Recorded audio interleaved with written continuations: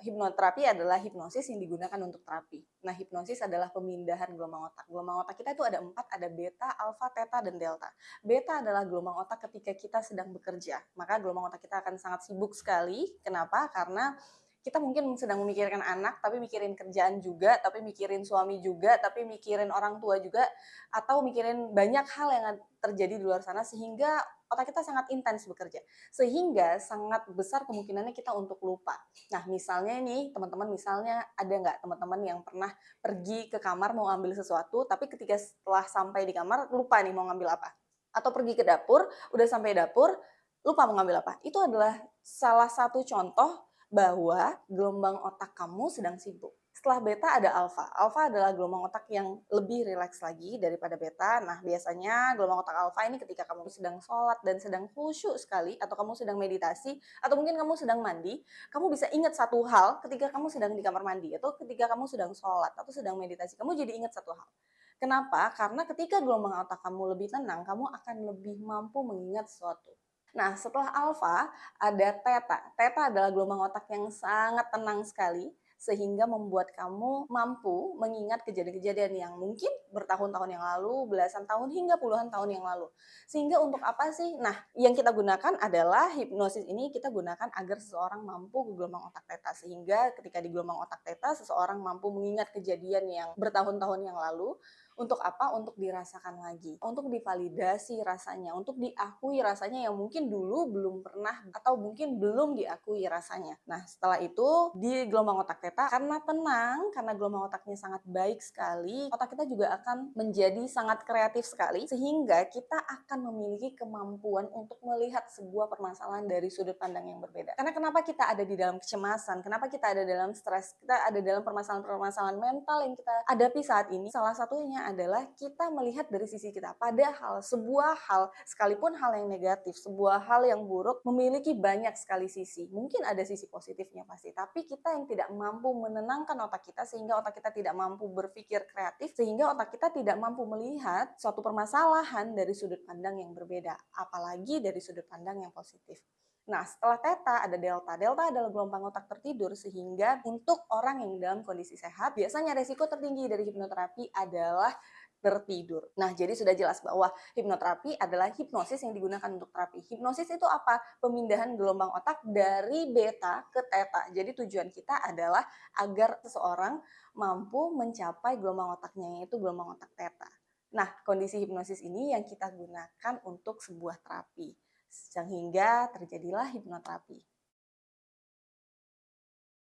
Nah, cara kerja dari hipnoterapi sendiri seperti yang sudah saya jelaskan tadi, bahwa dengan kondisi yang hipnosis, orang sudah dalam kondisi theta digunakan sebagai tindakan terapeutik atau psikoterapi. Sehingga seseorang dapat mengakses lagi apa-apa yang mungkin dulu pernah dialaminya, apa-apa yang mungkin dulu pernah menjadi luka untuk dirinya yang belum disembuhkan, sehingga luka tersebut ada sampai sekarang. Karena luka tidak akan pernah sembuh oleh waktu, luka akan sembuh oleh kebijaksanaan, oleh kemampuan kita untuk melihat sebuah hal dari sudut pandang yang berbeda. Sehingga hipnoterapi akan membantu seseorang untuk melihat ke dalam dirinya, untuk merasakan ke dalam dirinya, untuk mendengarkan suara dari dalam dirinya, sebenarnya apa yang sedang dia rasakan, sebenarnya apa yang dulu dia rasakan, sebenarnya apa yang menyebabkan dia saat ini seperti ini. Sehingga dengan proses hipnoterapi kita dapat mengetahui akar penyebab satu permasalahan, sehingga dengan mengetahui akarnya kita akan lebih mudah untuk memberikan intervensi perbaikan-perbaikan apa yang dapat dilakukan oleh seseorang terhadap dirinya sendiri.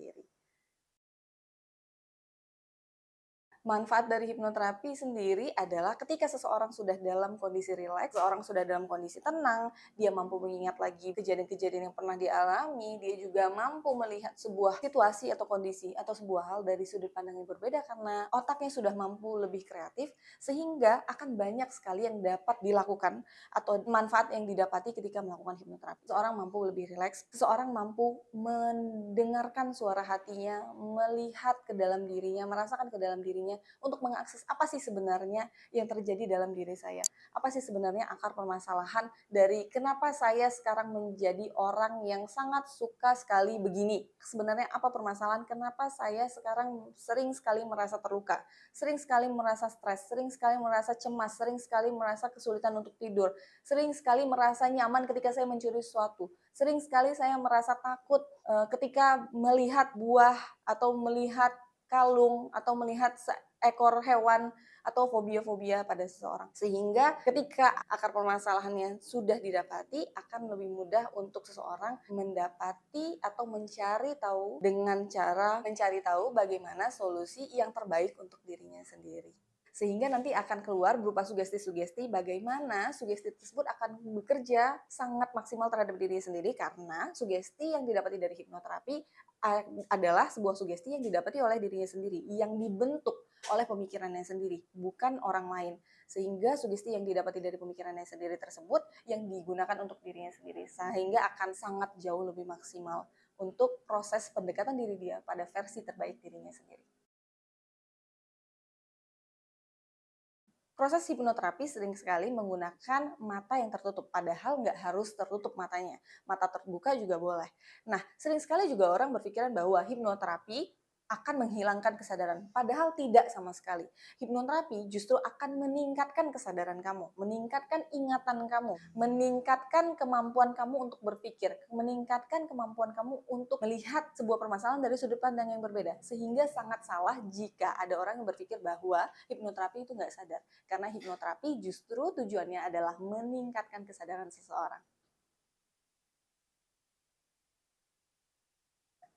Nah, syarat yang dapat dilakukan untuk melakukan hipnoterapi adalah kita perlu membuat sebuah pengkondisian dulu terlebih dahulu sebelum dilakukan hipnoterapi. Kenapa? Dalam posisi pengkondisian tersebut akan dilakukan konseling antara klien dan hipnoterapis untuk menceritakan sebenarnya apa yang sedang dialami, apa yang dia rasakan, apa yang terjadi pada diri dia saat ini. Nah, ketika percakapan tersebut berlangsung, mungkin si klien akan menaruh kepercayaan terhadap si terapis sehingga nantinya hipnoterapi akan berjalan lebih lancar.